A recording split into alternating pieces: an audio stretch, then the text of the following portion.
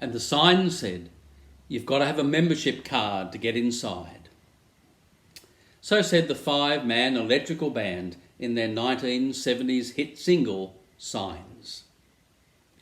I was still a primary school kid when this song was released, but some 2 decades later, I was contemplating joining the priesthood.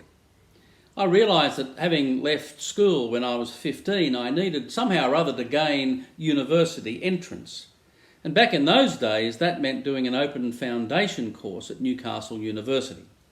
I chose 2 subjects, philosophy and political economics. Now, I remember very little of anything that I learnt in those courses, but I must have learnt enough of their essence that when I eventually entered the seminary, I began to recognise that what I was actually studying, along with theology, was the teachings of a first-century political economist. Now, most of the economic theory that has inspired and driven me for the last 30 years has been underpinned by these ancient biblical stories.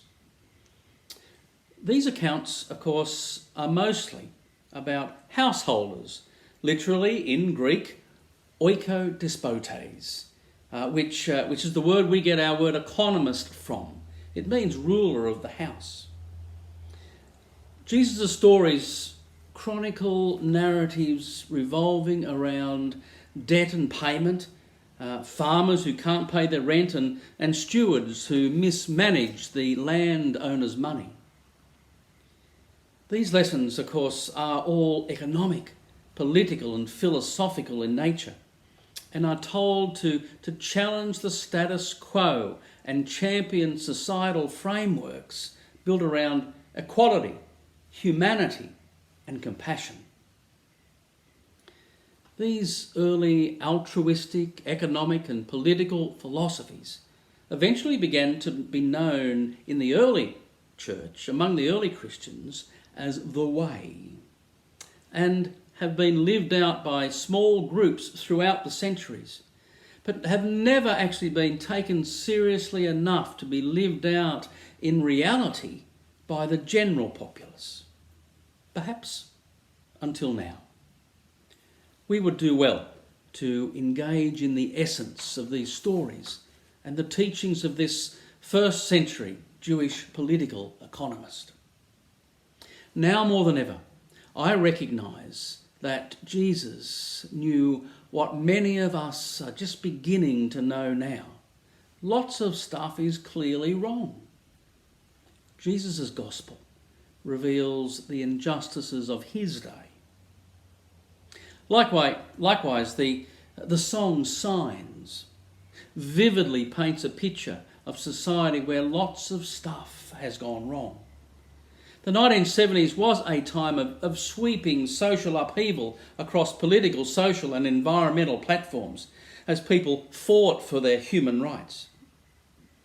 The five-man electrical band are storytellers, the storytellers of their day, exposing cultures and systems built upon and perpetuated by self-interested, power-abusing overlords, gatekeepers of domination systems, holders of exclusive membership cards.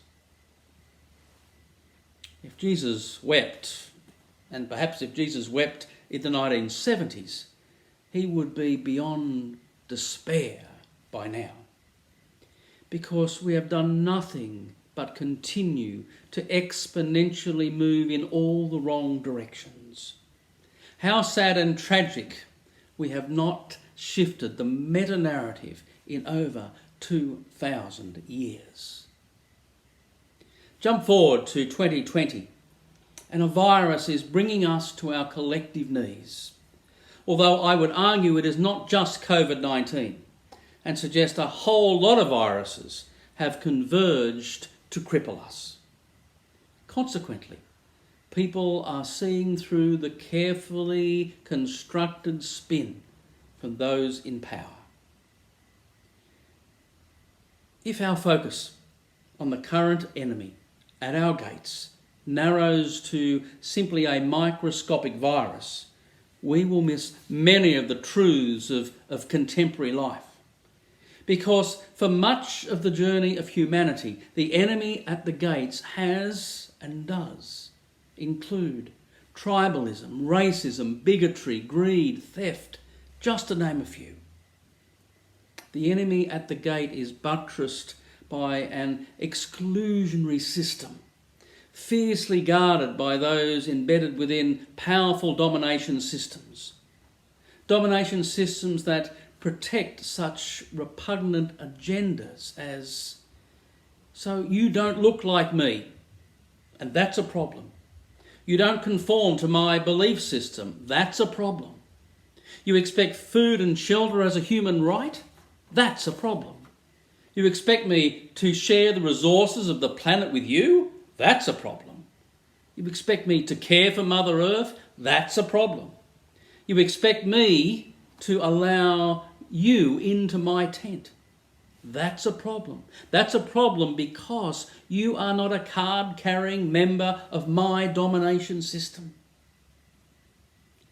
Now, thankfully, many are beginning to more loudly acknowledge that we need to look for new signs to lead us into new ways of being, because the old signs have led us down a highway of harm. Many are beginning to envisage and even demand, like the ancient, economies of compassion, equality, sustainability, and well-being. Now, this does not mean we completely abandon capitalism, but it does mean that we radically change what we actually capitalise. We need to shift from capitalising exclusionary socio-politic to an inclusive socio-political paradigm. And not just inclusive, but I'm talking radically inclusive. We could keep this old way open simply by sacrificing millions of mostly vulnerable lives, not only to the virus, but also to the lack of support systems such as unemployment assistance, access to health care, food or housing. Embracing what Rupert Murdoch called the only truly moral thing, the free market. As we now know. For Mr. Murdoch and his cohorts, membership is still very much an in the club kind of thing. Now, I wish this were not the case, but it is. I deeply struggle with this reality, including my own privilege in still having a paycheck, a roof over my head, and food on my table. I reverently acknowledge the pain and suffering now afflicting so many people who are physically, economically, culturally, and politically vulnerable. We must never lose sight of the fact that this time of suffering has brought many trials to many people. And unless we engage with the opportunity that this brings, the suffering will only continue to be deepened and perpetuated. In fact, we must use this time to prepare for the economic, political, and cultural necessities of living productively together, going forward into a new way.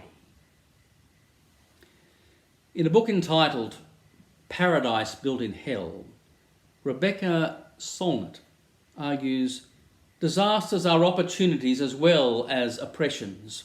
Each one a summons to rediscover the powerful engagement and joy of genuine altruism, civic life, grassroots community, and meaningful work. She says, if paradise now arises in hell, it is because in the suspension of the usual order and the failure of most systems, we are free to live and act another way. In this time of suspension of the usual order and the failure of most systems, we must ask one question.